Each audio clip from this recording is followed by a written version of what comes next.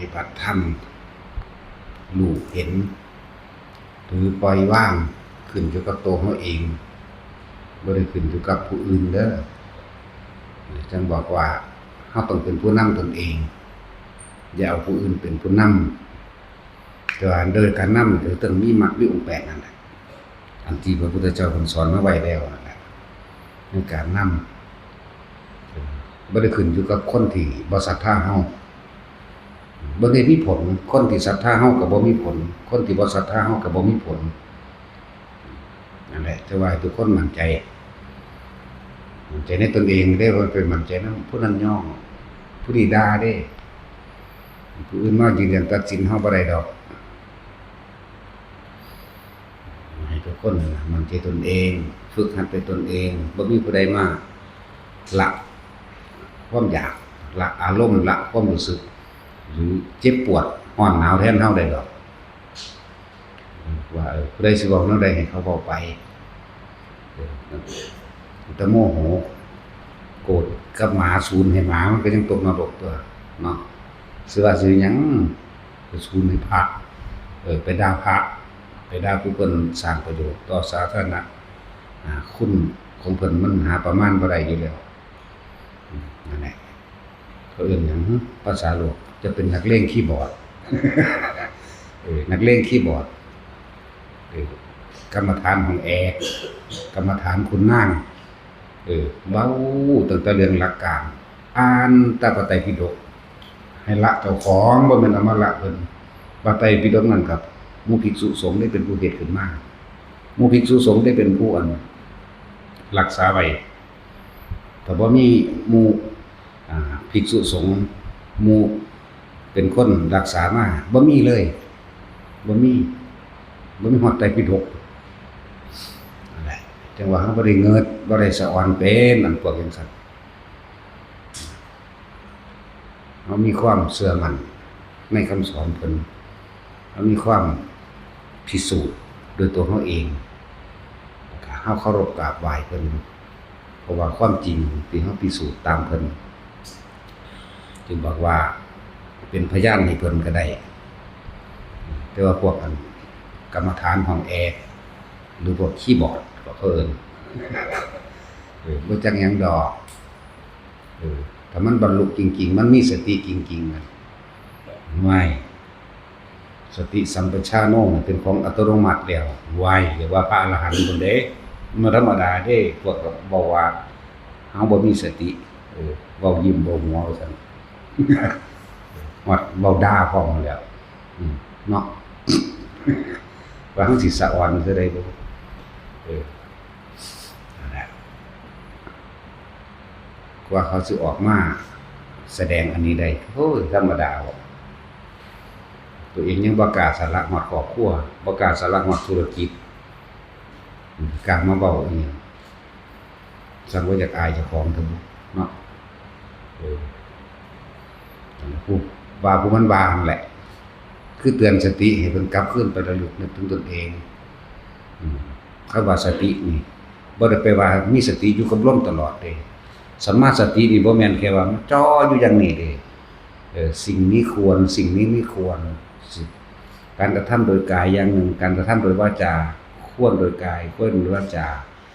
ควรโดยจิตสิ่งนี้ปล่อยว่างหรือบ่ปล่อยว่างพี่เด้สตินั่นแหละมันบ่แม่นว่าเราเป็นผู้มีสติอยู่ตลอดเวลาสติแมงบ่นั้นมึงยังส่งออกนอกไปหาว่าคนอยู่เนาะว่าให้บักอันนั้นแหละบักแรงบ่จักซื้อมันมึงเว้าดูเป็นหยังมึงสิเจอพรบคอมเตือนมึงไว้นั่นน่ะจักบ่ล่ะบ่ให้เขาเฮ็ดซื่อๆเด้แต่มึงเก่งจริงก็ปาลูกปาเมียมึงมาตีเนาะมึงรู้จักปาบ่เด้อนี่เลิกตัดขาดเลิกตัดขาดจากธุรกิจมันกินข้าวเทื่อเดียวเบิ่งดูเนาะนั่นแหละกลับคืนย้อนไปเบิ่งเจ้าของเด้เฮาบ่ฮักไผแล้วก็เฮาก็บ่ซังไผพร้อมเด้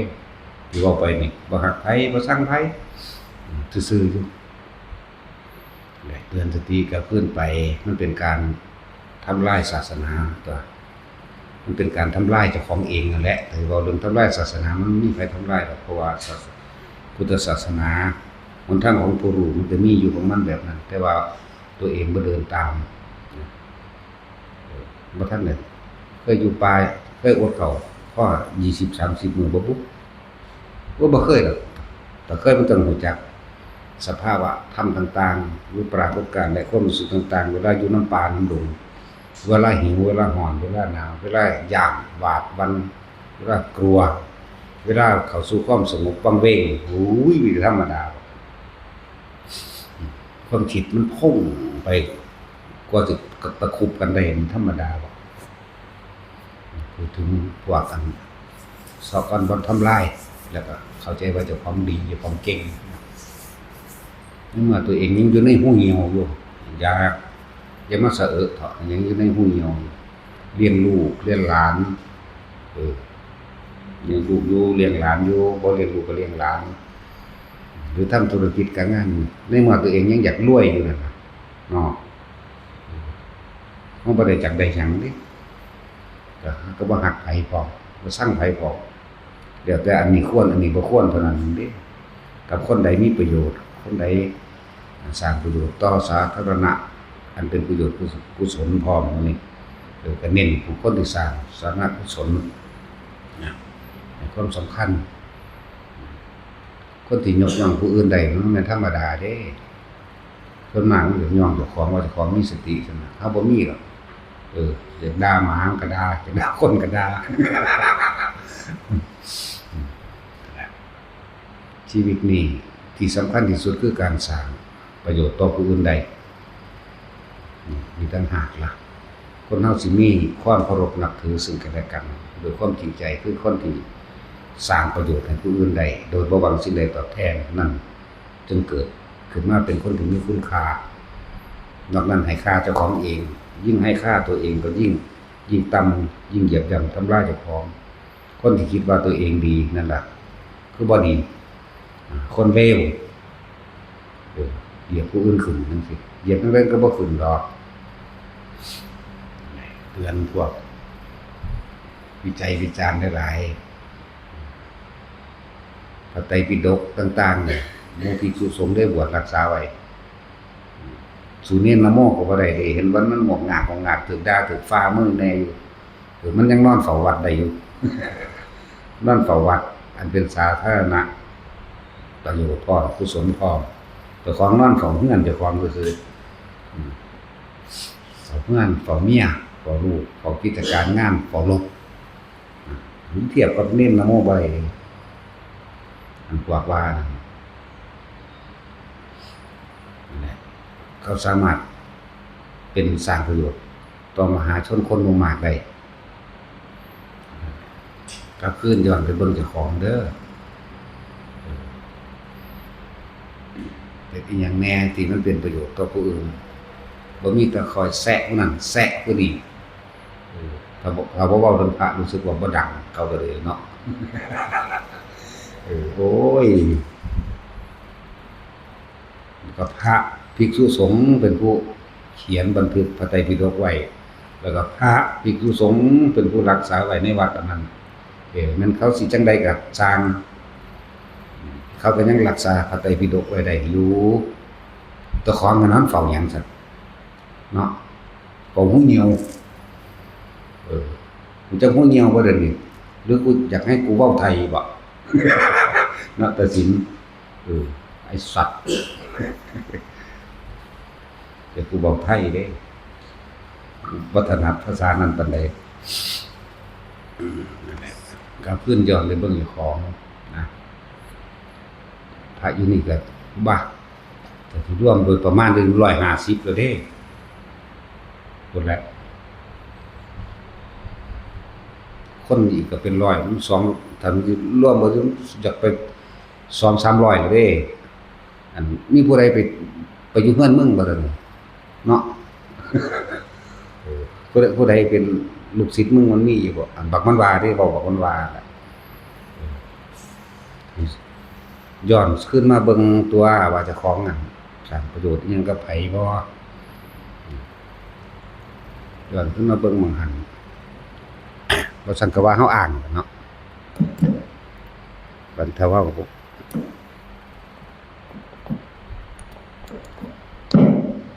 ว่าเป็นพี่แมงยังอันนี้ก็เลยเพราะงั้นอ้างเขาเอิ้นเทียบเขาเอิ้นเปรียบเทียบระหว่างเพิ่นเฮ็ดประโยชน์เจ้าของเองเฮ็ดขนาดใดสังฆะวัตถุทานเฮาก็มีธรรมทานเฮาก็มีเนี่ยจะเอาปานใดอีกครบวงจรเลยเนาะ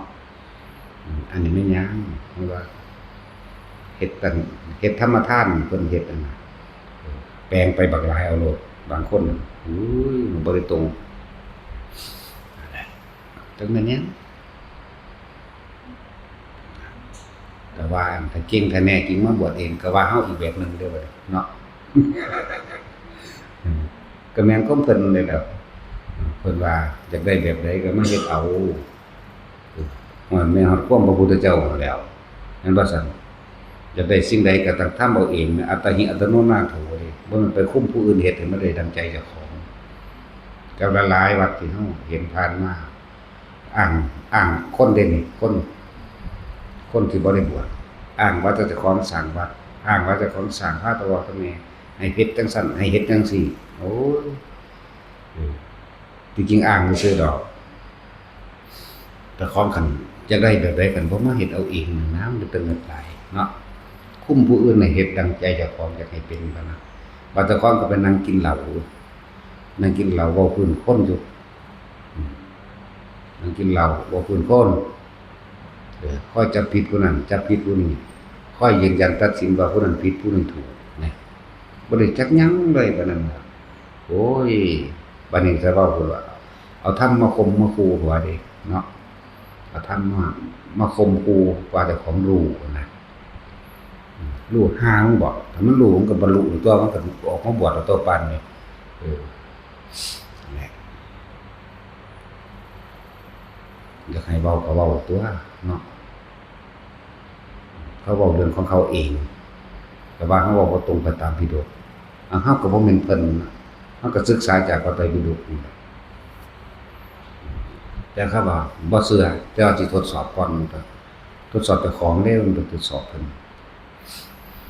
เนี่ยเตือนไปสั้นแหละเฮ็ดไว้ก็สร้างหิแมงดอกว่าเฮานี่สร้างมาโดยลำพังตัวเฮาเองอยู่แล้วนะนั่นแหละบ่ได้บวชนำเพิ่นเด้ล่ะบ่ได้บวชนำผู้เขาว่าเด้ผู้นี้ศรัทธาก็บ่ได้บวชนำอันบุคคลผู้อื่นผู้นั้นผู้นี้บ่ศรัทธาก็บ่ได้บวชนำบุคคลผู้ศรัทธาบ่ศรัทธาบวชนำตัวเองที่ศรัทธาบวชนำตัวเองที่พิสูจน์หลายๆอย่างแล้วจนตัดสินใจได้คนนั่นแหละจึงว่าบ่ได้เงินเด้อซ้ำอันที่ศรัทธาก็สร้างบ่มีผลหยังกับเฮาบ่ศรัทธาก็ตามบ่มีผลอีหยังอีกนั่นแหละว่าให้ทุกคนจงเป็นตะเกียงให้กับตนเองแสงสว่างใดเสมอด้วยปัญญาคือประสบการณ์และความสามารถของเจ้าของตามความเป็นจริงบ่มีตามความเป็นจริงกับสิ่งที่เพิ่นแนะนำบอกท่านไว้ก่อนแต่ว่าเฮาบ่เชื่อโดยทีเดียวเฮาต้องพิสูจน์ซะก่อนจังซั่นแหละเขาบ่พิสูจน์หยังดอกแต่ว่าเขาเดาไปเลยนะ 100% ว่าเดาเบิดนั่นแหละคนที่ว่าเฮาบ่รู้นั่นบ่รู้นี่เจ้าของกำลังอวดว่าเจ้าของรู้เขาแม่นบ่ซั่น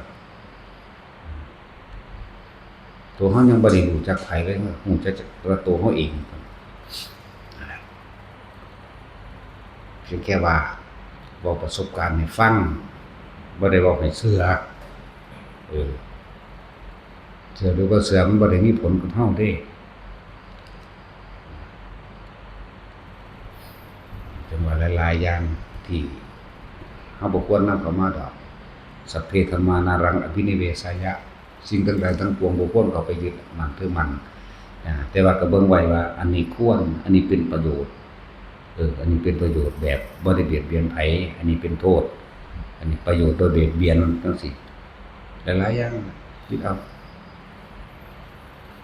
ช่วงนี้เฮาก็ประหยัดการเดินทางให้เด้อเห็นว่าน้ำมันมันหาเติมยากอยู่เด้บ่แม่นอยากได้แบบใดกลุ่มคิดเอาว่าเฮ็ดเอาเด้อน้ำมันก็หาเติมยากแล้วเขาให้เติมคันละ500หรือ300นึงเด้ทุกมื้อนี้เวลาเฮาสิออกไปตลาดที่หนึงก็ร่วมๆกันไปซื้อทีเดียวหลายๆโลดจะไปไผไปมันหลายอย่างในความต้องประหยัดช่วยกันเสื้อผ้านิดหน่อย2ตัว3ตัวพอซักเอาเองก็ซักเอาเองแหน่อย่าแล่นมาใส่กับเครื่องซักผ้าอะไรมันสบายคักอยู่ว่าเราได้เด้ เออเลยเถิดไปเลยแล้วเดี๋ยวนี้ซักเอาเองแหน่เอามือซักเอาก็ได้ดอกอันใดมันบ่หลายนั่นน่ะบ่แม่นว่าแล่นใส่แต่ทุกเครื่องซักผ้านี่ก็ได้ไผก็ดีนี่ก็อีกอย่างหนึงอาหารก็กินนำกันแหน่อย่าพากันจกไผจกมันหลายเว้าดูๆได้อันนี้ช่วงนี้มันเป็นช่วงสงครามซั่นเด้อน้ำมันก็หายากข้าวก็แพงเด้ทุกอย่างแพงเบิดเด้น้ำมันแพงแล้วทุกอย่างก็แพงนั่นแหละมันก็ขึ้นอยู่กับน้ำมันกับค่าขนส่งเขานำพวกเฮาพากันประหยัดหยังก็ประหยัดแหน่กับข้าวมื้อนี้ก็พากันกินซะก่อนแหน่จังแบ่งกันบ่แม่นแบ่งเอาแต่เจ้าของหรอกทำท่าเป็นผู้บ่กินแล้วไปห้อยไว้หม้องอื่นเสื่องไว้หม้องอื่นนั่นแหละมันจักมาละหรือจักมาหยังกันนี่ล่ะว่าเนาะผู้เฮ็ดจังซั่นน่ะบ่แม่นว่าละเด้นี่มาเอาหนักกว่าเก่าอีกให้เบิ่งกันแหน่ว่ากินนิดหน่อยมันบ่ได้กินหลายเด้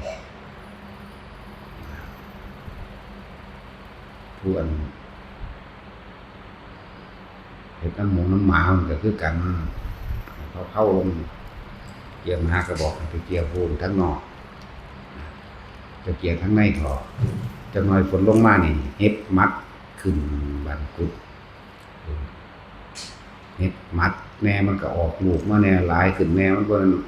มาที่มาอยู่ในนี่บ่แม่นมาเฮาเอามาเลี้ยงจักโตบ่มีจักโตเด้อแหละบ่มีจักโตเลยว่าหลายๆอย่างเว้าอยู่ตลอดล่ะสิคร้านเว้าอยู่ได้อันเทื่อเนาะกูเป็นหลงหลับแต่ยามใดแม่ซี่นี่ ตะกี้ว่าบ่หลับจนว่าพวกนั้นได้ไปเป็นซี่มาก็ไปศึกมาจังเลยมาอยู่ นั่นแหละสามัคคีกันให้แบ่งปันกันเด้อหยังก็เลยผู้ดีก็มีดอกตะกี้ว่าบ่หลับก็เลยลองเปิดลองเบิ่งถ้าเฮาแบ่งปันกันกินก็ใครอยู่ดอกบางคนก็เอาเปรียบหมู่ครับแม่ชีก็ว่าเฮาสิอนุญาตให้เขาคั่วเฉพาะบุคคลที่อนุญาตที่เขาเต็มที่ที่เขาบ่มีจ๊อกๆแจ๊กๆใส่กันมันมีบางคนก็อ้างว่าเจ้าของเฮ็ดหลายแต่สิอ้างเฮ็ดหยังสิอย่างเขาว่าดีบ่หรือจักอีหยังอะไรทั้งว่าคนที่ลดตัวเองหรือตัดความเห็นแก่ตัวของตัวเองออกรับใส่ผู้อื่นใดนั่นน่ะคือการละกิเลสก็เลยรับใส่ผู้อื่นใดโดยบ่หวังสิ่งใดตอบแทนเงินไผสิเว้าได้ก็สร้างผู้คนเว้ามันบ่ทันได้ละไผสิเว้าแบบใดก็เอาไปเอามาแล้วความอดทนขีดจำกัดได้ไปเอาถ้ามันอยู่ยากกว่านั้นให้อยู่ยากก็ให้ไปให้บ่ได้ยากได้นี่เนาะถ้าผู้ใดคิดว่ามันอยู่ยากก็สิอยู่เฮ็ดหยังก็มันยากผู้ใดว่าเจ้าของถือเอาเปรียบหรือว่าอยู่ยากสิก็ไปกับข้าวเด้อเบิ่งให้พากันกินนำกันไปซะก่อนไอ้ซี่เขาก็เอาแต่ที่แรกแล้วเขาก็เอาแต่อยู่ทั้งข้างบนนั่นแหละส่วนผู้นั่นก็บ่แม่นฮุบเอาแต่เจ้าของตรงนี้มันบ่ได้คือเก่าเด้ของมันแพงขึ้นเด้สงครามมันเกิดขึ้นมาแล้วเห็นมัน ก็คือเว้านั่นแหละเตือนพวกอยู่เมืองนอกเด้อสงครามจะเกิดเพื่อบางที่เขายิงกันมีระเบิดอันนึงจักสิว่านิวเคลียร์หรือบ่นิวเคลียร์แหละแต่ว่ารัศมีอิหยังมันบ่ได้แซ่อยู่โดนเหมือนนิวเคลียร์เขาเอิ้นอิหยังก็บ่ฮู้คือกันรัศมีมัน5กิโลก็ร้ายแรงเหมือนกันแต่ว่าปฏิกรณ์หรือสารเคมีมันนั่นน่ะมันก็หายไปนำอยู่เร็วอยู่แต่เฮาย้านตัวเฮาย้านนิวเคลียร์บ่ได้เว้ามั่นคงลงไปเลยเด้ล่ะบ่ได้ตัดสินยืนยันตัดสินว่าต้องลงมื้อนี้วันที่เท่านี้บ่ได้ว่าจังซั่นเฮาเตือนคนที่สิฟังนั่นแหละเฮาเตือนคนที่มีใจมาทางเห็นทุกข์เห็นธรรมเห็นความจริงในชีวิตคนที่บ่นั้นเฮาบ่ได้เตือนดอกก็แล้วแต่นะต้องบอกว่าพากันสวดมนต์ไว้แน่พากันภาวนาไว้แน่สวดมนต์ไว้นี่บ่แม่นกันตายเด้ตายคือเก่าต่างกันตรงว่าจิตสุดท้ายอันใดเฮาเฮ็ดเคยชินไว้แล้วมันก็ไปตามความเคยชินมันชินในสวดมนต์ก็ไปสวรรค์ได้อยู่จังซี่บ่แม่นตายด้วยความหวาดหวั่นครั่นครางมันตายด้วยความกลัวบ่แม่นตายด้วยความสยดสยองอารมณ์นี้มันเป็นนรกเห็นนะบ่ได้ว่าต้องแน่ๆแต่อันเฮาเว้าไว้ถูกแล้วก็เขาก็บ่มาว่าดอกว่าเนาะแต่เบิ่งเด้อเขาสิยิงกันเดือนมีนาเด้อมันก็ปัวใส่วันที่1โดดอันนี้มันถูกเขาบ่เอามาว่าดอกอันเขาจะหาแต่จำของมันผิดผิดหยังผิดใจเขาผิดหนึ่งจักสิผิดใจบ่ผิดใจแหละแต่ว่ากูสิหาหม่องมันจับผิดซื่อๆนั่นนะเอามาเป็นประเด็นนะแต่หลุมอยู่ฮอกก็บอกไว้ถูกอยู่ตึกสิอันถล่มเด้อนั่นฮะก็บอกถูกอยู่ได้ล่ะเนาะแต่หังบ่เอามาบอกก็เว้าแหน่งแน่จักหน่อยตัวนี้มีแต่ผู้อันว่าหลายก็เลยยังก็สร้างก็ตายแม่งไว้คือเก่านั่นล่ะเนาะผู้ที่มีความเชื่อมีความศรัทธาก็พากันเฮ็ดเอาผู้บ่มีศรัทธาก็สร้างเขานะบ่ได้เสียหายอีหยังสวดมนต์บ่ได้เสียหายภาวนาบ่ได้เสียหายบ่ได้ขึ้นอยู่กับผู้ที่ว่าผิดหรือถูกบ่ได้ขึ้นอยู่กับผู้ว่าผิดหรือถูกบ่ได้ขึ้นอยู่กับผู้ว่าศรัทธาหรือบ่ศรัทธาของขึ้นอยู่กับตัวแต่ของเฮ็ดเอาเองเด้ออยู่เมืองนอกเขาเตือนอยู่เรื่อยๆเด้บอกเดือนบ่ได้บอกวันที่นั่นแหละนี่มันเริ่มแล้วเด้นี่หมู่เด้อประมาณเดือนมิถุนายนเด้อเขาก็ว่าซักนี้นึงบ่ได้ลงระบุวันที่บ่ได้ว่าแน่นอนก็บ่ได้ว่าบอกว่าบ่แน่เพราะว่าพระผู้เพิ่นมีฤทธิ์มีอภิญญาของเพิ่นก็พยายามที่สิซอยอยู่นั่นนะผู้เพิ่นเก่งบ่แม่นเฮาเด้ผู้เพิ่นผู้อื่นพุ่นเด้แต่พวกกันค่อยเสาะก่อนนั่นคือบ่ใส่ฤทธิ์อภิญญาเจ้าของเนาะคือบ่ใส่ความรู้พิเศษเจ้าของไปซอย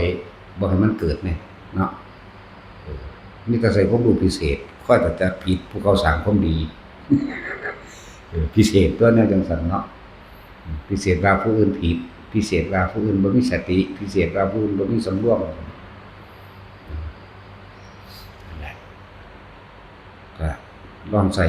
ความรู้ความสามารถและปัญญาตัวเองใส่กำลังสมาธิกำลังจิตพลังจิตตานุภาพเจ้าของเองลองมึงดูสิเฮ็ดได้เท่าใดนั่นแหละคือมันน้อมไปทางพูนมาน้อมถ้าพระองค์ใดมีคนเคารพนับถือศรัทธาหลายหรือเพิ่นแสดงธรรมหลายเปรี้ยงหลายน้อมแต่สิเข้าไปสอกก่อนบ่ทำลายเขาเจ้าบ่มีประโยชน์นั่นแหละบัดนี้เฮาเห็นผู้เพิ่นเฮ็ดประโยชน์หลายๆนั่นเอาตอนนี้คณะนี้ผู้ใดเฮ็ดประโยชน์หลายก็หลวงตาสินทรัพย์ ประปาบ่อน้ำพระอินทร์จักเฮ็ดถนนหนทางจักเฮ็ดอีหยังแหน่ล่ะโอ้หลายโพด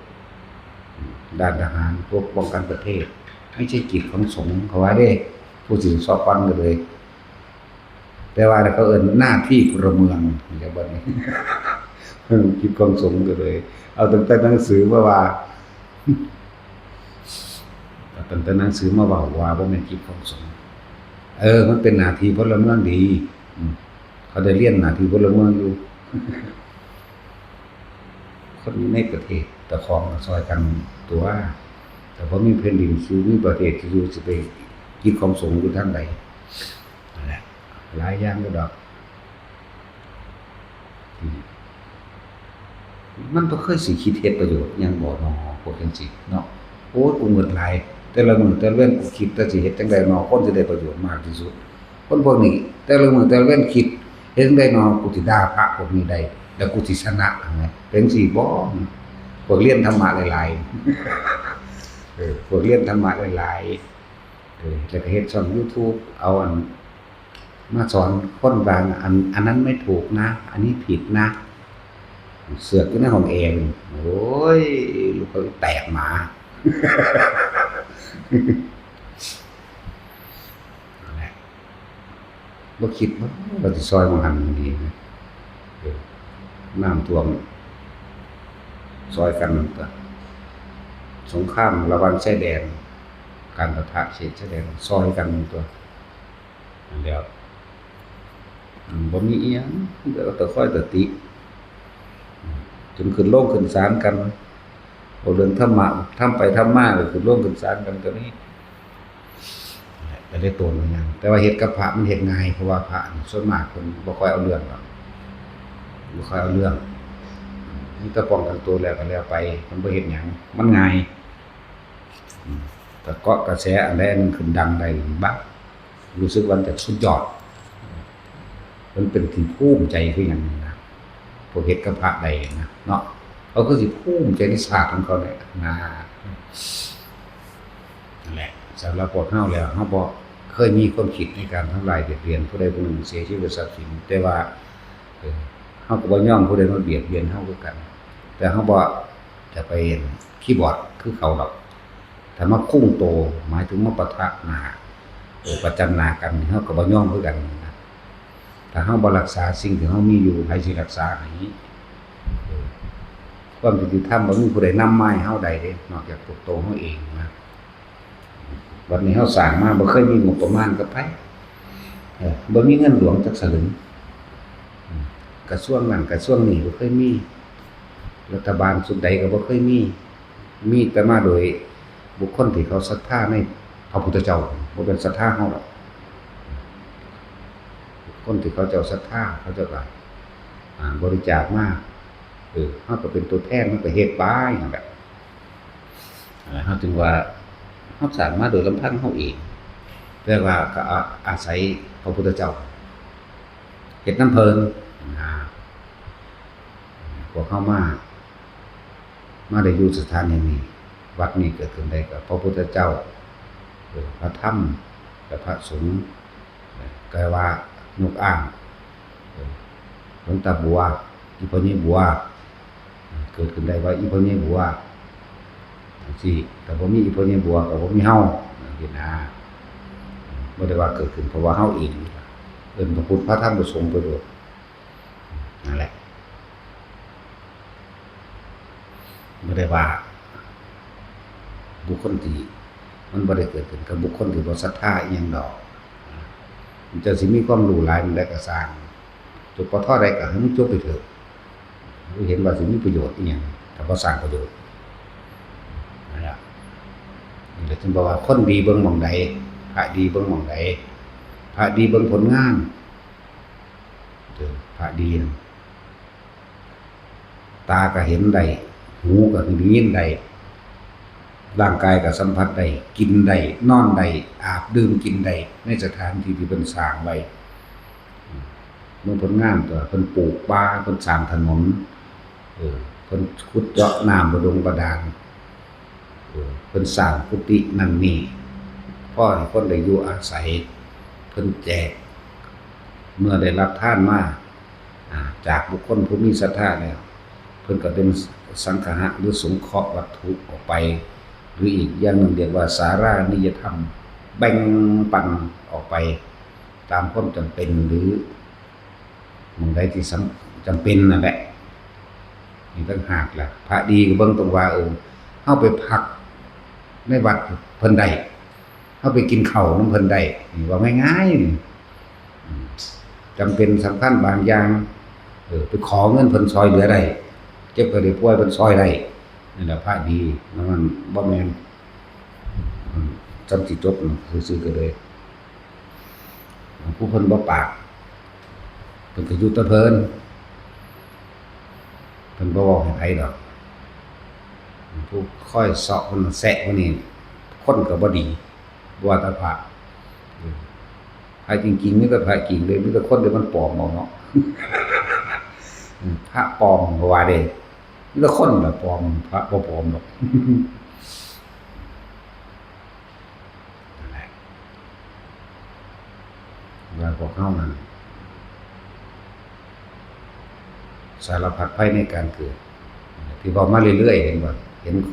ห็นมาเรื่อยๆหรือยังบัดสารพัดภัยในการเกิดอันนี้เอิ้นว่าสัทธันตรภัยภัย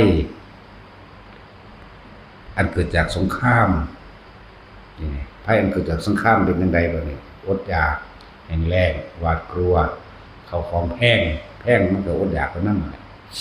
นี่เอิ้นว่าสัทธันตรภัยอันนี้ภัยอันเกิดจากสงครามมีผลกระทบในความเดินทางผลกระทบในเข้าของแพงผลกระทบถ้ามันหนักหนา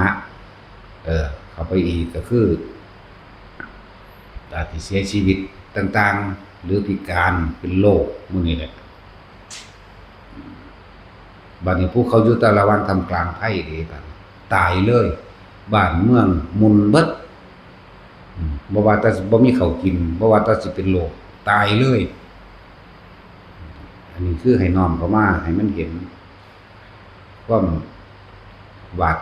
กลัวความทุกข์ในการเกิดที่แสดงแต่ละอันออกมานี่เพื่อให้สลดใจเพื่อให้เกิดความย้านหวาดกลัวในการเกิดเห็นภัยในวัฏฏะสงสารเมื่อมีสงครามแล้วความอดอยากแห้งแล้งเป็นผลกระทบต่อมาแม่นบ่ล่ะสงครามผู้ตายก็ตายไปต่อมาเมื่อสงครามแล้วโรคระบาดและอาหารอดอยากไปพร้อมกันเลยมันสิเกิดขึ้นไล่กันไปเองดอกแต่ว่าน้อมเข้ามาบัดนี้เฮายังจะเกิดอีกอยู่เฮายังอยากได้มันเป็นนี่อยู่บ่นั่นนะนั่นแหละมันเว้าเรื่องระลึกชาติจังซี่บัดนี้แต่ละคนมันสิมีความละเอียดออกกันใดระหว่างสัตว์เดรัจฉานกับมนุษย์อันใดมากกว่ากันพวกอยู่ในนี่ก็หลายกว่าคนเบิดโลกพวกอยู่ในแค่สถานที่ของเฮาเองหลายกว่าคนเบิดโลกว่าติแล้วพวกเบิดโลกสิมีเท่าใดนับประมาณบ่ได้นี่แค่สัตว์ชนิดเดียวแล้วปลาช่อนจังซี่เอาแค่สัตว์ชนิดเดียวเหมือนกันก็หลายกว่าคนเบิดโลกแล้วปลาช่อนปลาดุกปลาหมอและปลาแต่ละชนิดต่างๆหลายกว่าคนเบิดโลกแล้วนั่นแหละแล้วเฮาฮู้อยู่ว่าสัตว์เดรัจฉานมาจากไสมาจากคนนี่เด้นั่นแหละอกุศลกรรมเวลามันให้ผลมันก็เป็นแปลงสั่นส่วนมากสิเป็นสัตว์เดรัจฉานบ่ได้ค่อยตายโดยเบิดอายุของมันเองเด้ตายเพราะว่าเป็นอาหารคือเฮาเห็นปลานี่แหละพวกปลาพวกปูพวกหอยพวกกุ้งพวกนี้พวกนกพวกนี้พวกเฮาก็เข้าใจว่ามันเป็นอาหารก็เป็นธรรมดาก็เป็นอาหารถ้าเราเดินโลกๆมากก็ว่าเป็นอาหารแล้วก็ต้องนั่นแหละปลาส่วนมากมันบ่ได้ค่อยตายโดยอายุของมันเองดอกถูกงูกินมั่งถูกปลาด้วยกันกินกันเองมั่งแล้วก็มนุษย์จับไปกินมั่งมันบาลาบาดนี่จังซั่นแล้วบางทีก็ถูกยาพิษยาเบื่อมั่งนั่นแหละเดี๋ยวเฉพาะปลาก็พอแห้งแล้วนกมันนี่ก็เหมือนกันถูก นกด้วยกันกินกันเองมั่งนกอินทรีหรือแหลวใหญ่เหยี่ยวใหญ่จังซี่ถูกมนุษย์กินมั่งกับดักมั่งโอ้สารพัดกบก็เหมือนกันบางพวกว่าใหญ่ๆซ้ำเป็นหวกอยู่ก็ถูกมนุษย์เอาไปสอนกินมั่งบางทีก็งูกินมั่งบางทีก็สัตว์อันอื่นที่กินมั่งเด้นั่นแหละแล้วมันมาจากไสมาจากคนเฮานี่แหละมาจากคนที่มีความโลภที่มีความหลงโลภโกรธหลงบ่ได้มาจากหม้องอื่นนี่มาอันนี้แหละนั่นแหละคำถามที่เป็นอจินไตยนี่ถ้าเว้าจังซี่ก็เป็นแค่นี้เฮาก็คิดพอบ่กบพวกนี้มาจากไสน้อปลาพวกนี้มาจากไสน้อเฮ็ดจังไดเขาคือเป็นปลาเฮ็ดจังไดเขาคือเป็นปวกน้อแต่เฮาเว้าให้ฟังก็ว่าเฮาอวดเห็นบ่ล่ะนั่นแหละโอ้ยพระพุทธเจ้าองค์ใดเพิ่นบ่สอนเด้อเนี่ยว่าสัตว์เดรัจฉานหรือเปรตหรือสัตว์นรกมาจากไสมีเหตุมาจากไสแล้วถ้าสิถามว่าต้นกำเนิดจิตแดกมันหาบ่สูตรมันพอเข้าใจบ่ว่าหาบ่สูตรคือมันมีมาตลอดเหมือนกับโลกนั่นแหละก็ยังว่าโลกนี้มันเกิดดับมาตลอดมันชีวิตของพวกเฮานี่เกิดดับมาตลอดเหมือนกันนั่นแหละไปหาต้นแรกหาจิตแรกไปเห็น ก็บอกแค่แต่จะเอาจิตแรกในศาสตร์นี้ก็คือพวกเทวดาเขามากินวันดินนี่ในศาสตร์นี้อื่นๆเดมันก็ผลมาเรื่อยก็เพราะฉะนั้นจะเอิ้นว่าอจินไตยเป็นสิ่งที่คนทั่วไปบ่คนคิดถ้าบ่มีผู้ตอบได้เพิ่นสิเอาอิหยังเพิ่นสิเขียนมาเฮ็ดหยังที่พุทธเจ้าหาไว้ว่าทั่วไปอย่าไปนั่งคิดมันเถาะมันเป็นเรื่องที่ไกลเกินไปอันนั้นยันตุเรวาเป็นเรื่องที่ไกลหาต้นไม่ได้เอาสันติเกวาจะดีกว่าบอกเป็นเรื่องที่อยู่ใกล้ตัวเราในปัจจุบันจะดีกว่าบอกนั้นเป็นพุทธวิสัยผู้เขาจะเกิดโดนกันแต่แค่อริยสัจสี่นี่ก็เห็นมันแจ้งแต่หน้าเนาะคือว่ามานี่ว่ามาให้สลดใจเลยเกิดมาแล้ว218ศาสตร์นี่เป็นสัตว์เดรัจฉานดิมากอยากบ่ล่ะสัตว์เดรัจฉานบ่ได้ว่าเป็นคนตลอดเป็นคน8ศาสตร์แล้วก็บ่ค่อยอายุยืนพอ54ปีตาย60กว่าปีตายเป็นปลาร้อยกว่าชาติเป็นหมาก็บ่ทันได้พอสิใหญ่ก็เคาะหัวตายซ้ำเป็นแมวอยู่อันนึงถึงยางสติกเขาตายซ้ำเป็นแมวปลาอยู่เทื่อนึงแต่มันสิเท่าไหร่ในอายุซ้ำพวกนี้มันบ่ล่ะที่เว้าให้สลดสังเวชใจเพราะมันเว้ามาจับผิดจับถูกหลวงปู่มั่นเพิ่นระลึกชาติเกิดเป็นม้า500ชาติเพิ่นสลดสังเวชตัวเองน้อมตัดเข้ามาสู่ปัจจุบันทันทีเลยจังซั่นแล้ว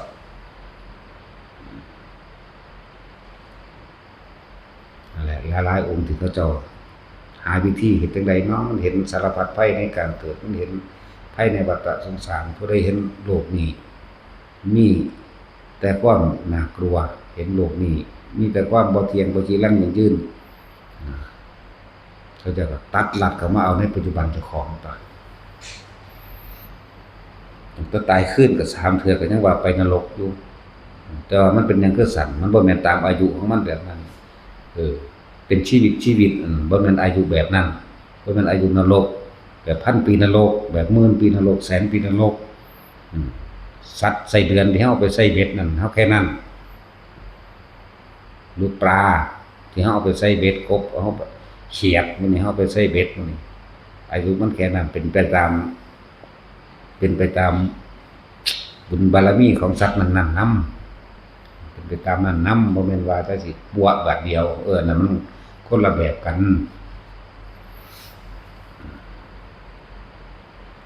นั่นแหละเอา แต่พวกเฮานั่นแหละ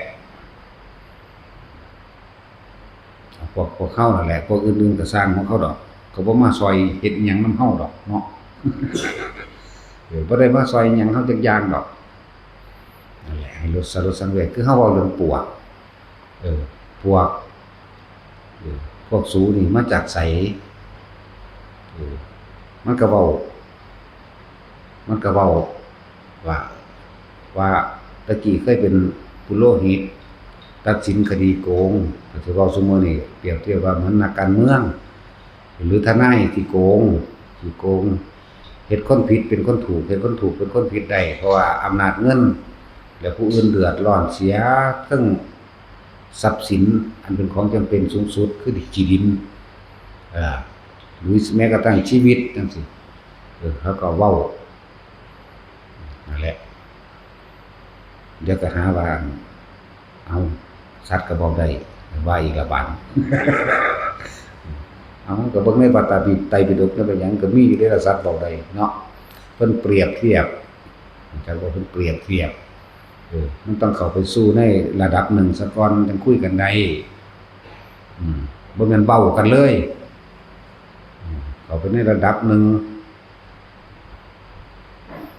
จะอธิบายเป็นหยังระดับใดก็ได้เนาะเข้าไปอาจสิระลึกเบิ่งของเขาเองมื้อนี้แหละนั่นแหละกว่าจะเป็นพวกใดเขาก็ตกนรกทุกข์อสงไขยพุ่นติโลกนี้เกิดดับมาตลอดแต่ว่าพวกนรกกับนรกมันจังซั่นน่ะนะมันนานขนาดนั้นมันนับประมาณบ่ได้เรื่องอสงไขยมาเกิดยุคนี้เป็นจังไดนี่จังคอยพัฒนาการมามารับเศษกรรมอันสุดท้ายก็ปวกจังซี่นะนั่นแหละมันเป็นยากคือเด้ต้องเรียกว่าย่ำสูงสุดซะก่อนคือกันเด้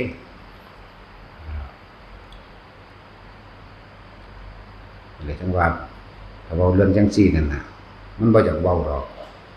แต่ว่าถ้าเว้าไผสิรู้ก็ต้องเว้าเป็นธรรมดาเป็นหยังเพิ่นเรียกว่าอาจินไตยสี่สิ่งที่คนทั้งหลายไม่สมควรคิดบุคคลผู้ใดคิดหมายถึงว่าอยากหาต้นสายไปเหตุและสรุปลงอาจจะมีส่วนแห่งความเป็นบ้าเขาก็สงสัยมันสิเป็นบ้าได้แนวใดเขาก็ของเขาก็บ่ได้ยอมง่ายๆนะมันต้องรู้เหตุให้มันให้ได้มันต้องรู้ให้ได้นี่แต่เขาบ่ได้คิดไว้เขาปฏิบัติเอา ต้องรู้ให้ได้ว่าเป็นหยังคือว่าวิสัยของผู้ได้ฌานวิสัยของโพธิสัตว์เป็นหยังจังว่ากำเนิดโลกเป็นหยังจังว่าหยังล่ะเรื่องของกรรมเป็นหยังคือเป็นแนวนี้มันต้องมีเหตุนำเบิ่งเหตุมันพุ่นเด้บัด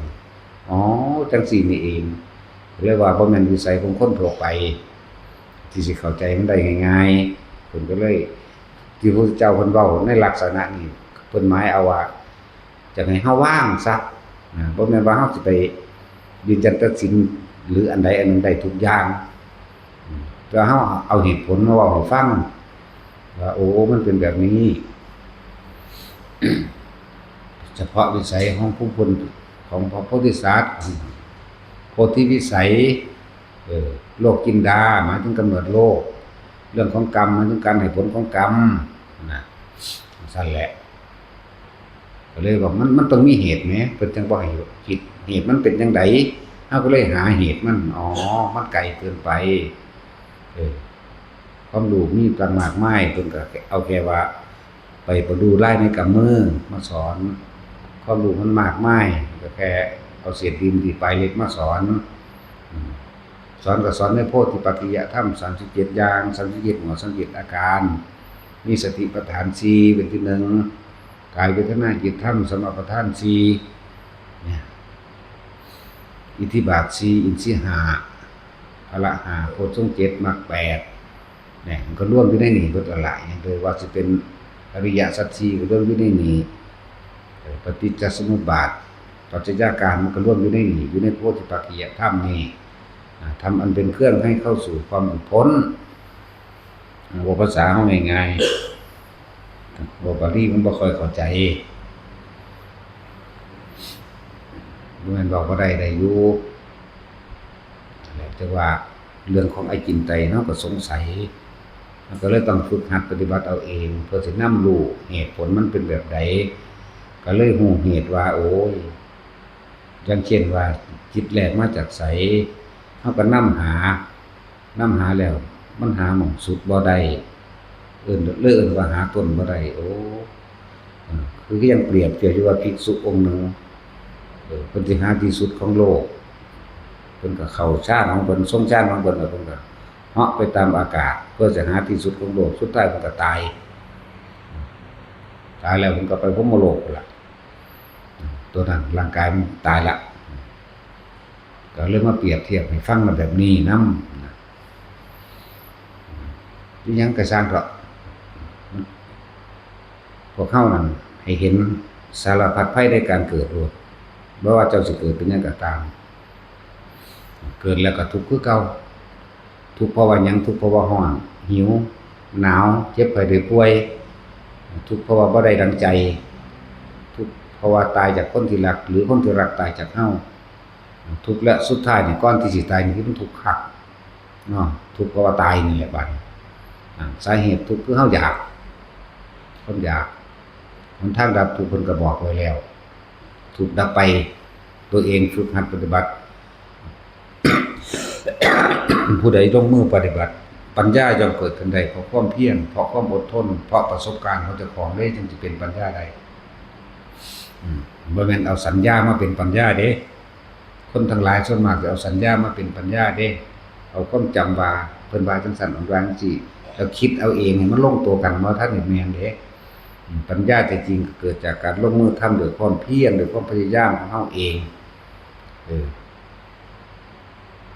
มันจะเป็นประสบการณ์จริงของเฮาบัดนี้แหละ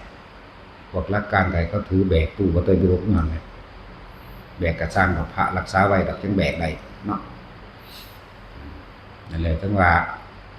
ถ้าแน่จริงก็มาบวชเบิ่งดูก็ว่าเพิ่นอีกนะ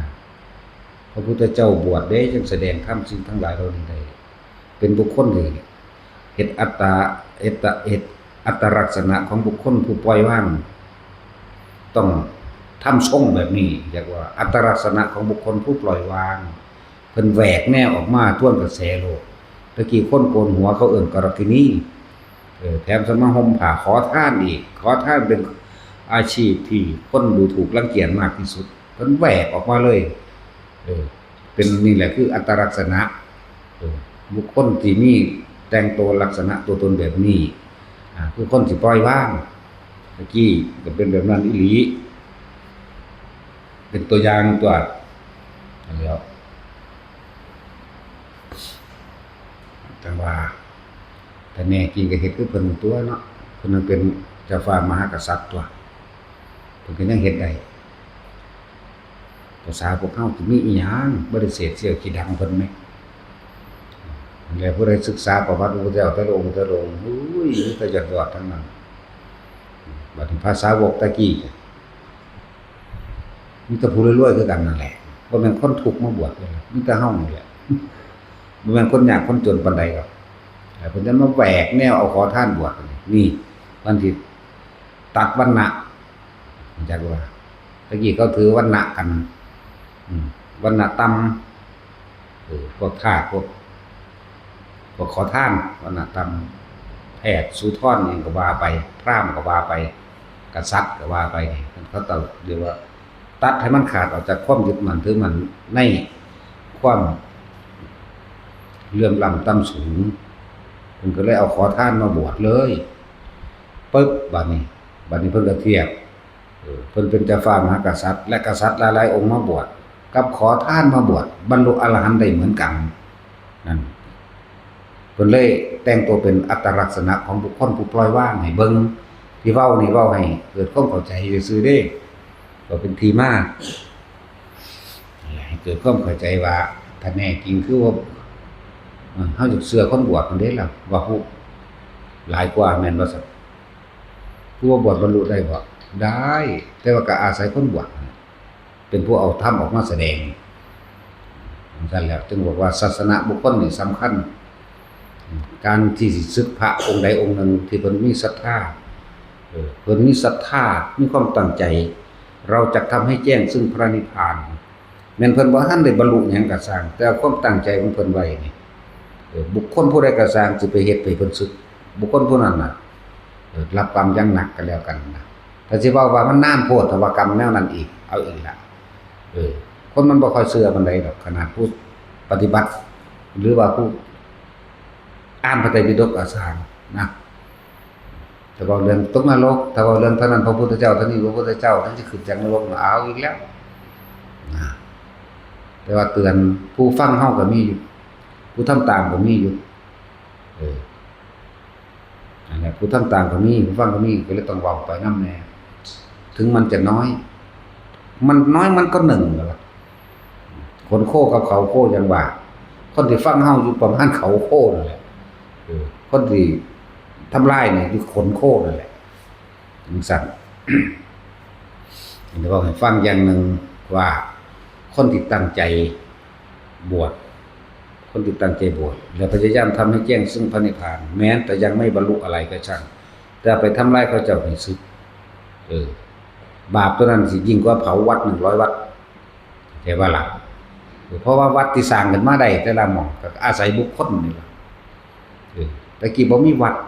หมายถึงวัดว่าอารามเป็นที่อยู่อาศัยของหมู่ภิกษุสงฆ์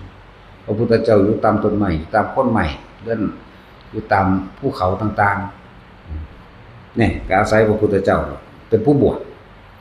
พระเจ้าพิมพิสารเป็นผู้ถวายเวรุวันก่อนหมู่นะมันซั่นแล้วต่อมาผู้จิตถวายผู้ที่สองก็น่าเป็นทิกะเศรษฐีเป็นผู้สร้างวัดเชตวันบัดนะต่อมานั่งวิสาขาต่อมาก็อาศัยภิกษุนักบวชนี้ไปเรื่อยๆนะนั่นแหละเห็นคุณค่าสำคัญแน่อย่าอ่านถ้าว่าจะความจำหลายๆสัญญากับปัญญามันคนละเรื่องกันคนที่สิมีปัญญาจริงๆคือคนที่ลงมือฝึกหัดปฏิบัติบ่แม่นเอาความจำมาเว้านะปัญญาย่อมเกิดขึ้นได้ด้วยความเพียรความพยายามความอดทนของตัวของเองแล้วก็เริ่มฝึกหัดดัดแปลงตัวเองมันก็จากผิดไปหาถูกจากถูกไปหาปล่อยอย่างตัวแล้วพวกนั่งอยู่ในห้องแอร์ซื่อๆอย่าจักแสดงหลายถ้าจักแสดงให้มันถูกต้องจริงๆก็บวชนะก็ต้องอ้างมาดอกจิตตคณบดีอ้างก็อ้างมาเข้าหาคันของมันคือเฮาอ้างนั่นแหละเดี๋ยวอ้างตุ้มๆตั้มๆหลายคนบวชเท่านั้นเด้เฮาจังสิเชื่อในเรื่องว่าเป็นผู้นี่คือเขาปล่อยวางในระดับหนึ่งไปเลยอันนี้นอนเฝ้าเมียอยู่มาอ้างอีหยังเนาะซั่นล่ะเฮาเว้าสุภาพไปได้มื้อนี้เนาะโอ้ยไพเราะเพราะพริ้งนะจ๊ะเนาะตาสินเคยได้ยินบ่คำจังซี่มีแต่ลูกเขาอีหามึงได้แต่เก่า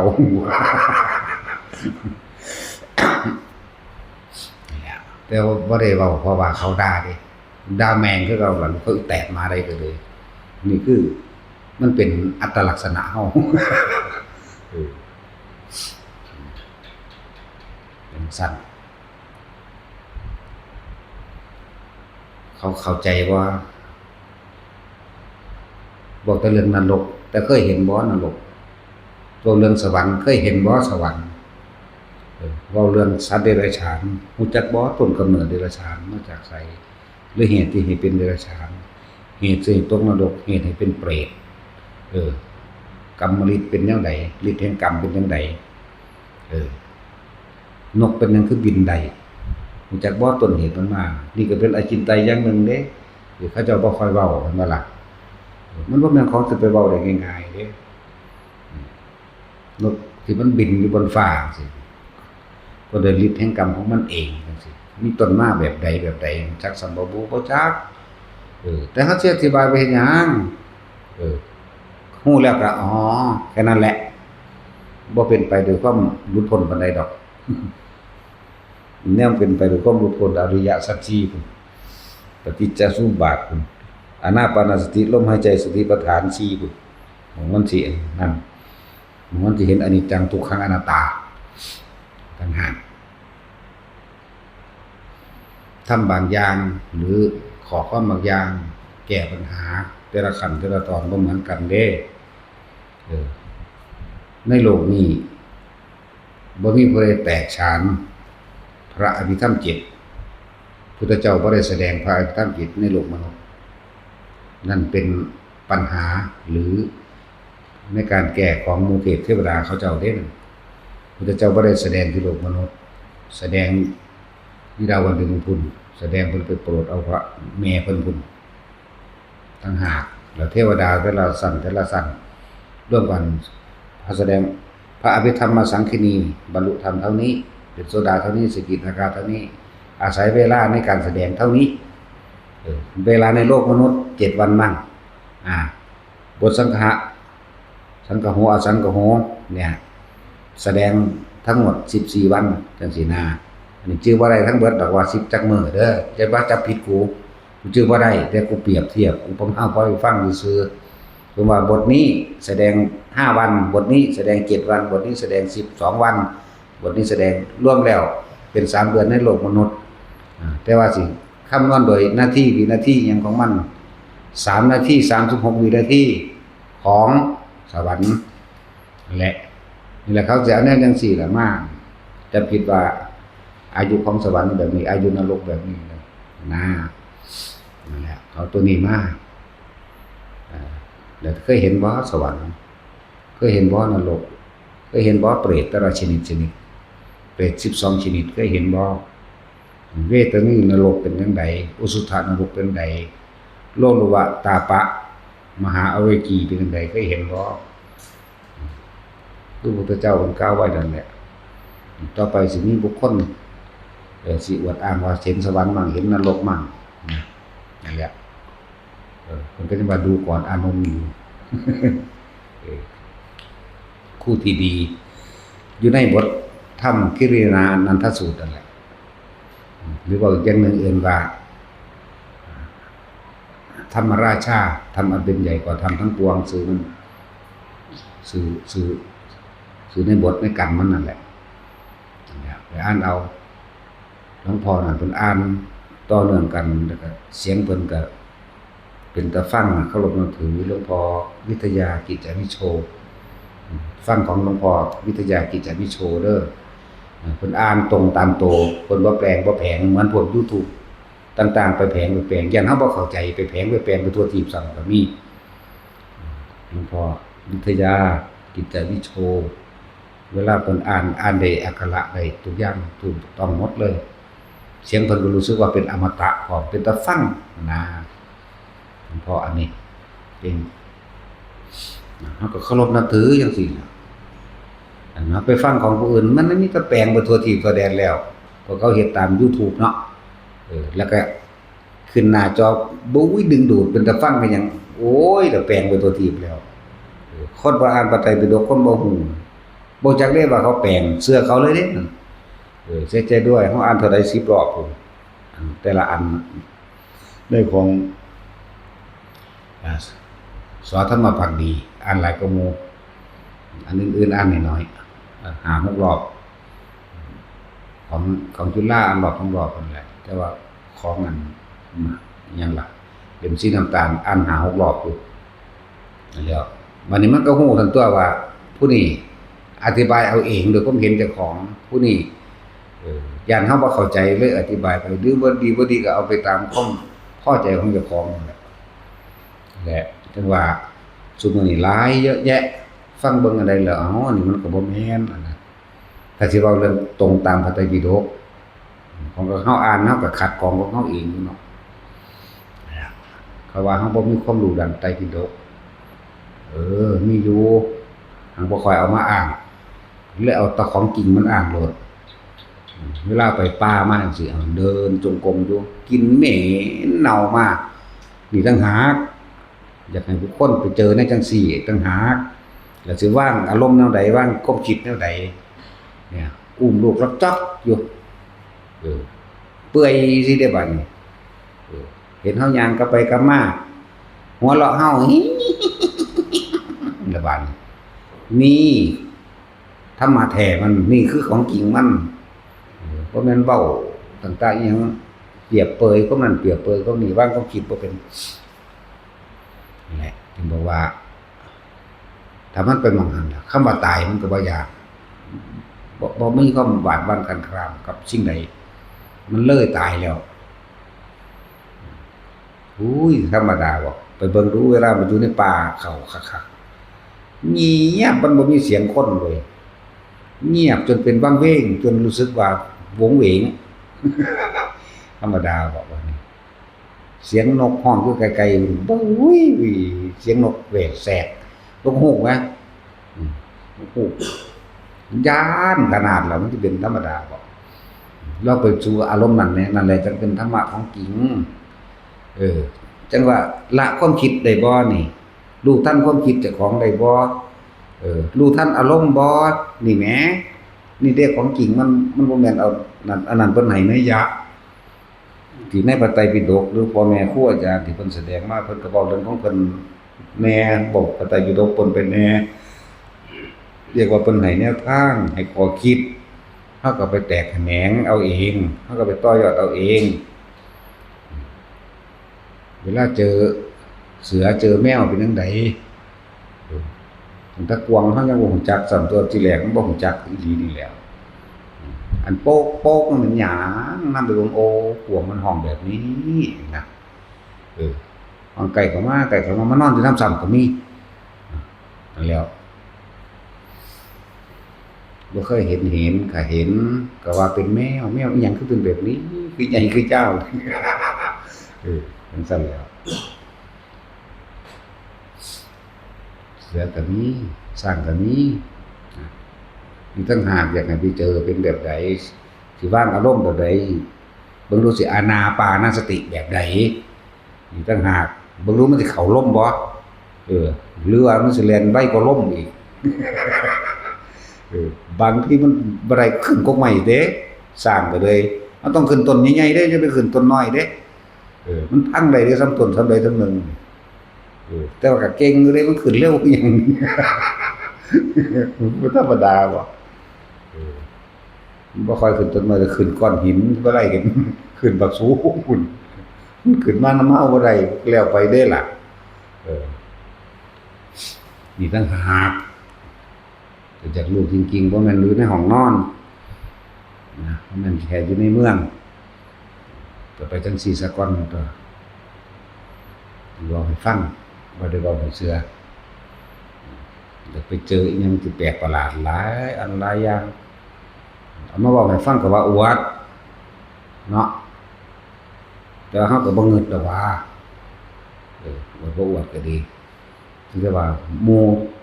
ผู้เพิ่นตั้งใจนำกันเพิ่นไปประสบเจอปัญหาแบบนี้เพิ่นสิวางแบบใด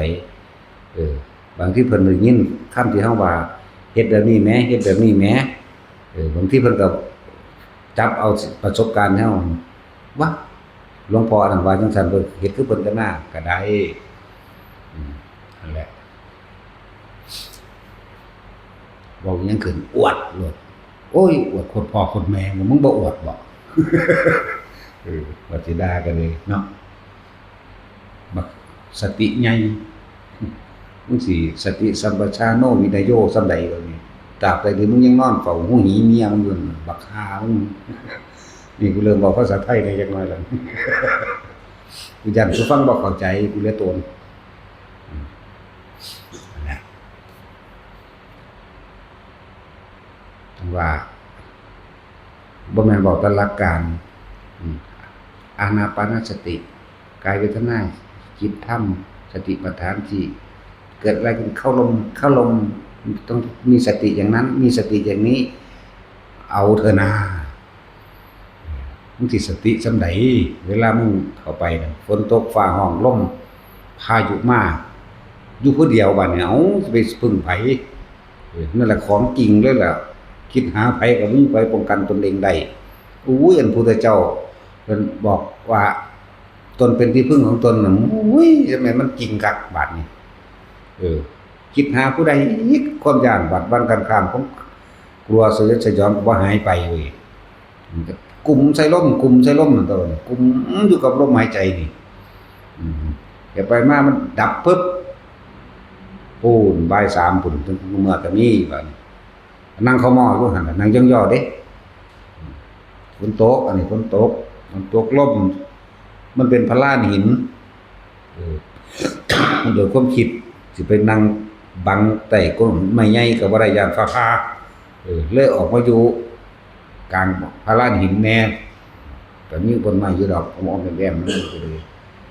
คิดหาผู้นั้นคิดหามื้อท่องสวดมนต์คาถานั้นคาถานี้สวดตะพื้นตะพื้อไปมันก็ยังบ่เซาอย่างเลยหมู่กูจูดลงหมู่คุมบาดไว้นั่นแหละอยู่กับลมหายใจเลยนั่งเขาบ่อยู่หั่นแหละคุมลมอยู่ในนี่บ่ไปไสดอกบ่ฮู้ว่าจักหายไปยามใดมาฮู้มาอีกเทื่อนึงบ่าย3ล่ะแหน่จังซี่ก็มีตั้งหากเวลามันเว้าแต่หลักการมันก็โอ้ยละความคิดบ่ได้อย่ามาเว้าว่านั้นก็ค่อยฝึกไปแล้วเว้ย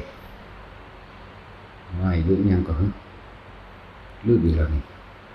ผีมันมาสัตว์สาบใส่อยู่นี่ วัดหลวงปู่วังมันเป็นศาลาห้างพังเบิดแล้วล่ะทางขึ้นที่มันเป็นทางลัดอีกของนึงบันไดมันก็พังเบิดแล้วพังเบิดแล้วพอดีมันไปคำอยู่หม้องหั่นก็อยู่ศาลานั่นแหละศาลาหน้าผาสั้นเด้ของมันอีกฝั่งสิเป็นน้ำตกกินนารีข้างๆน้ำตกกินนารีแหละก็เลี้ยวเห็นอยู่มันชื่อว่าจังซั่นบ่มีดอกกินนารีไปฮอดค่ำก็เอาแล้วปัดกว่าเท่านั้นแหละพอได้พักเดี๋ยวพ่นไปเขาเดี๋ยวก็ปูสาดให้สาดยาวๆมันยังมีอยู่เด้สาดอีหลีนั่นได้บ่แม่นสาดผีเด้สาดจริงๆแต่ว่ามีแต่สาดปูให้เขาเดี๋ยวสาดนั่นปึ๊บเบิ่งนั่งเบิ่งอยู่หั่นแล้วนะเขาเดี๋ยวก็กวาดมองหันกวาดมองนี่ให้เด้เขาเดี๋ยวเอากระโถนมาให้แต่กิ่งมาเด้กิ่งกระโถนเก่าๆวางมาหาเฮาก็นั่งเบิ่งอยู่หั่นแหละเดี๋ยวจนถามมันล่ะผีเมซี่หรือว่าดีผีเมซี่มันสิถ้ามันได้เป็นเปรตอยู่แถวนั้นนั่นให้ยันลงไปเลยพี่ เนาะเอาว่ายายตุตะเจ้ามันบ่เอาแบบฟังความแน่ นั่นแหละผีเมซี่ถึกดาวก็สัตว์สาดมาใส่เฮาตัวสาดเป็นม่วนสัตว์มาแต่ว่ามันติดมาไกลเฮาดอกเนาะแค่นึกซื่อๆมันก็ตกลงแล้วล่ะมือมันไปนำโดยสัญชาตญาณซื่อๆดอกยิงบ่แม่นเอามือตันจังซี่นึกแต่ว่าสัญชาตญาณป้องกันตัวก็เป็นธรรมดาแล้วเนาะมันก็ตกลงพุ่นแล้วอันแล้วมันงามบ่อีห่างตัวดานตัวบาดนี่แต่งามกูจะเอามึงเป็นเมียกูจะเทิงมึงเด้งว่าไปได้บาดปลาก็โตขึ้นมาเปื่อยยำยางอยู่ห่างนี่มึงน่ารักซำใดวะมันก็เปื่อยซึมซึขึ้นมาให้เฮาเบิ่งแล้วโอ้โหมึงเห็นงามๆบ่ได้บ่อีห่ามึงว่ะมึงอยู่นี่ดีแล้วกูจะให้มึงลงนรกเลยมันสูญให้เฮาอีกมันธรรมดาบ่นั่นแล้วแต่ว่าจังซี่ก็ว่าอวดว่าอีกแล้วบ่เคยเห็นซื่อๆเนาะก็ของอยู่ตัวในเฮือนอยู่ตัวในเมืองนั่งตัวในห้องแอร์สิเห็นหีแมงบ่เห็นแต่หีเมียมึงตัวมาตัดสินไอ้ด่ากูก็ด่าสุดยอดที่สิบอกให้อะไรก็จังซั่นแหละลองไปเบิ่งแน่ที่นี่ยังเดี๋ยวก็นกฮูกแล้วก็นกเข้าแมวห้องแล้วก็นกนั่นนกนี่ก็ม่วนดีอยู่แต่ว่าตอนบ่ได้ย่านหยังก็ล่ะเป็นธรรมดาบ่ได้ล่ะเขาไปตามสอบลูกก็ไปตามนั่นตัวนี้พวกงูพวกหยังก็มาหาอยู่เฮาบอกว่าพญานาคมันเป็นตะขังโพดงูงูพวกนั้นพวกนี้เขาก็มาหาอยู่ก็คุยกันอยู่เนี่ยเครื่องบูชาเขาก็เป็นลูกแก้วแต่ว่าบ่พิเศษหยังดอกวางไว้หั่นแหละบ่พอสิแล้วครับเขาเสกหยังก็บ่ได้นี่ลองไปเห็นแนวมื้อนี้เบิ่งแน่บ่แม่นมานั่งคำนวณเอาอันนี้พูดถึงว่าถ้าฝึกตนเองดีแล้วแต่ว่าก่อนที่มันสิฝึกดีแล้วพยายามเฮาเฮ็ดให้ชินอยู่กับลมโรดเดอร์ไปก็ดีลมหายใจนี่บางทีก็ความรู้สึกเกิดขึ้น ขนลุกขนพองสยองกล้าวมาสั่นโยกอิหยังก็แล้วแต่ใส่ความรู้สึกยึดความรู้สึกเน้นลมกับอุณหภูมิเอาบางทีบ่มีลมแต่ว่ามันขึ้นน่วงบนหัวเลยอยู่ทำการของเลยก็อยู่กับมันให้อยู่แค่นี้อย่าออกทำไม่มากทำไม่บ่อยทำไม่ชินเมื่อมันชินแล้วความคิดต่างๆมันสิตัดของมันเองเฮาบ่ได้เป็นผู้ตัดเฮาบ่ได้เป็นผู้ปล่อยเฮาบ่ได้เป็นผู้ว่างมันสิเป็นเองจิตสิเป็นเองเฮาเป็นแต่ผู้รู้ดูอยู่เฉยๆกับสิ่งต่างๆดอกแล้ว ที่ว่ามานี่ก็เพื่อผู้เพิ่นเรื่องป่าน้ำดงเพิ่นฟังอยู่ก็มีอยู่ของบางอย่างปัญหาบางอย่างบางที่มันบ่มีผู้ใดกล้าเว้าย่านเขาว่าก็เลยเว้าหรือปัญหายินไตหรือบางคนเพิ่นมาถามเกี่ยวกับสิ่งที่มันการบำเพ็ญบารมีโพธิสัตว์เฮ็ดจังไดเฮาก็เว้าไปตามตำราก็เว้านอกตำราเฮาก็เว้ามันบ่แม่นของที่นำออกมาเว้าได้ง่ายๆมันก็ต้องมีผู้ถามก่อนตัวจังเว้าบ่แม่นอยู่ซื่อๆสิเว้ากันมาได้ล่ะบ่แม่นอยู่ซื่อๆสิเว้าขึ้นมาโดยบ่มีเหตุสงเคราะห์เขาพวกเขาอยากรู้ก็มีรู้แล้วเขาก็นำออกไปอ๋อเขาก็ไขควรเบิ่งตามนั้นนั่นแหละคือเว้าเรื่องละมะบำจันทร์เมื่อหลายปีที่แล้วจังซี่เราอยู่ในชาติพุทธะแล้วกำลังฝึกให้คล่องเรื่องของชาติพุทธะจังซี่มันแม่นแค่นี้เด้องค์ไตรละมะมื้อนี้ก็ฮู้อยู่เด้ล่ะบ่เว้าออกไปกว้างซื่อขนาดเว้าซะนี้ก็บ่แห้งหรอกเนาะนั่นองค์นี้ก็ฮู้ไปหลายอยู่นั่นแหละแต่ก็บ่ยืนยันตัดสินว่าฮู้แต่เฮาเองแต่ว่าผู้เขาเจ้าต้องการรู้มีอยู่คนโคเต้าเขาโคนึงเขากะเว้าคนผู้นั้นอาจสิเป็นผู้สร้างประโยชน์มากก็ไปอีกก็ได้เขาสิแก้ปัญหาตัวเขาเองมันนั่นแหละผู้ใดติดตามก็รู้แต่ผู้ใดตัดต่อไปเฮ็ดน้อยๆนั่นก็อีกแบบนึงดอกอันนั้นคือเขากำลังสร้างฐานะตนเองเกาะกระแสอย่างดังเพราะว่าเฮาดังอยู่แล้วเนาะตัดสินดังตัวดาคนเก่งปานดังเพราะว่าดาแท้เฮานั่นล่ะคือเว้าเรื่องอจินไตยแนวโพธิสัตว์เป็นสันสละชีวิตมันไม่มีหลักว่าอีกมันมีแล้วสู้แต่เขาบ่เคยเฮ็ดเนาะมันจนให้ฟังจังน้อยแต่ว่าผู้ที่ฟังที่มีประโยชน์ก็มีอยู่ฟังที่มีประโยชน์ฟังที่เป็นโทษก็มีอยู่แต่ว่าบ่เกี่ยวกับผู้เว้าเด้ว่าให้ฟังบ่ได้ว่าให้เชื่อผู้ใดเชื่อผู้นั้นโง่อีกเอาจังไดกันแน่เนาะตัดสินผู้ใดเชื่อผู้นั้นโง่ให้ไปฝึกหัดให้ไปปฏิบัติให้เขาไปรู้ให้เขาไปเห็นด้วยตนเองเห็นแล้วสิเชื่อบ่เชื่อน่ะก็สร้างเป็นเรื่องของเจ้าเป็นเรื่องของเฮาเด้นะแม่นบ่ล่ะความรู้จริงแท้ๆเฮายังบ่เอามายึดจริงแท้ๆเฮาจะก็บ่ยึดยันสิ่งที่ฮู้ไปเห็นมามันก็จริงแต่เฮานี่แหละบ่ได้ไปยืนยันตัดสินกับไผดอกคนผู้นั้นเขาไปเห็นเอาเองฮู้เอาเองสิยึดหรือบ่ยึดก็ช่างมันเป็นเรื่องของเขาต่างหากนั่นแหละมันก็ได้แต่เป็นเพียงผู้แนะก็สิเว้าหยังก็ลืมเบิดแล้วล่ะที่แรกก็เลยนี่เห็นบ่ล่ะเวลามันสลัดออกเลยมันสัญญาเวทจิตานิโรธเขาจะเอิ้นว่าจิตสลัดสัญญาตั้งใจว่าสิเว้าจังซี่มันลืมมันบอกไปทำไมเลยนั่นแหละการแสดงธรรมก็คือกันมันเป็นอุปนิสัยของไผของมันได้สิมาห้ามกันบ่ได้บ่มีผู้ใดไปตั้งว่ามื้อนี้กูสิแสดงว่าจังซี่เว้าไปจังซี่เด้มันเว้าไปเลยของมันเด้มันแสดงออกไปเลยเด้ขนาดว่ามื้อนี้สิเอาเรื่องนี้ไปเว้ากันนะพุ่นอีก5มื้อจังเว้าก็มีมันแล้วแต่มันนั่นแหละให้เข้าใจเข้าใจว่าเข้าใจก็สร้างดอกว่าบ่งึดนะเฮาเข้าใจดีแต่ละองค์ที่เพิ่นแสดงธรรมพระเจ้าก็แสดงตามอุปนิสัยของเจ้าหลวงพ่อปราโมทย์เพิ่นก็เป็นคนมีกิริยามารยาทนิ่มนวลมาแต่เก่า อืมสังสมของเพิ่นมาโดยปุเรศภพชาติของเพิ่นเว้าม่วนม่วนหลวงพ่อโสภาเพิ่นก็เป็นของเพิ่นหลวงปู่น้อย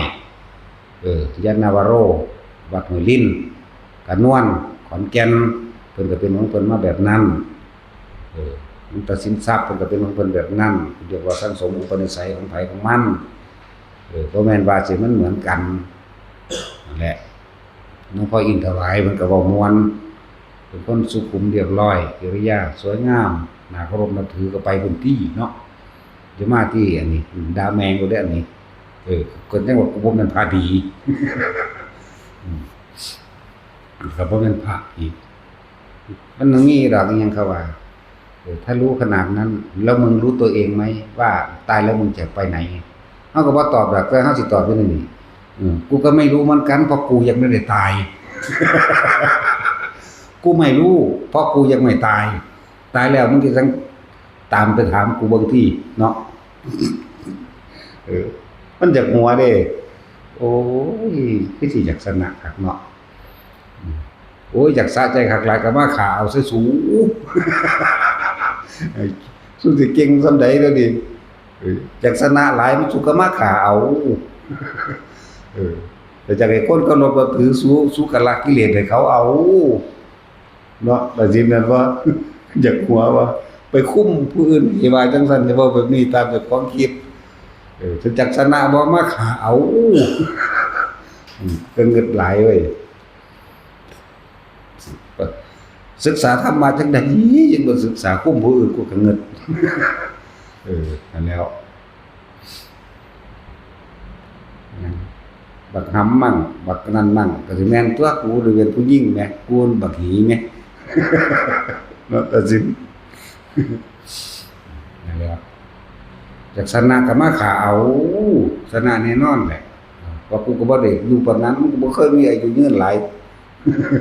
มันน่าเบื่ออายุ 2-3 มื้อก็มีอายุ10กว่ามื้อก็มีอายุบ่ถึงเดือนปีก็มีเท่านั้นแหละ